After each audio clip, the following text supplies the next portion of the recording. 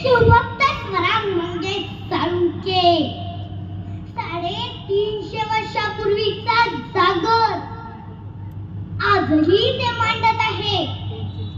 सन 1600 मधील काळ कसा होता माझा महाराष्ट्र, कसा होता महाराष्ट्रातील माणूस, कसा जगत होता, कसा भोगत होता. या महाराष्ट्रावर यवनांचं राज्य होतं.